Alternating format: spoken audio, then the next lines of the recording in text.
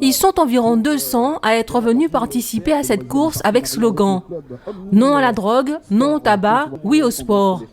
Ils se sont inscrits en individuel ou avec un club. C'est le cas de ce groupe qui porte les couleurs des foulées vertes du Rond-Point, un club de petits bourgs de marche et de course sur route. 20 des 80 licenciés doivent courir aujourd'hui. Un rendez-vous important, c'est le premier de la saison. Il permet de se préparer à d'autres courses.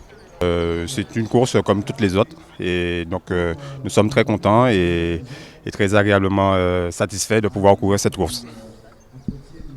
Il faut aussi dire que c'est une course que nous faisons c'est la première course du calendrier et nous sommes donc en préparation pour les différentes échéances à venir, en l'occurrence le relais interentreprise et d'autres courses.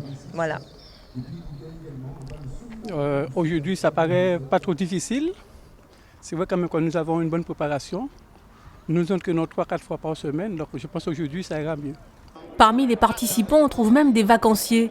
Christelle et Brigitte viennent de Bordeaux, où elles font de la course en club. On fait partie du même club, on est venus en vacances toutes les deux, donc on en profite. Parce qu'on est aussi en préparation pour le marathon de Paris. Donc du coup, ça nous fait un petit entraînement. Allier l'utile à l'agréable, c'est le propos de ces foulées la Pointe. 10 km à travers les rues de Pointe-à-Pitre. Les 10 km de Pointe-à-Pitre existaient déjà, mais après 2 ans de sommeil, la ville de Pointe-à-Pitre a décidé de reprendre. Alors je dirais tout simplement les 10 km de Pointe-à-Pitre revient. Nous l'avons dénommé Foulée la Pointe, première édition. Toujours le même slogan, non à la drogue, non au tabac, non à l'alcool et oui au sport.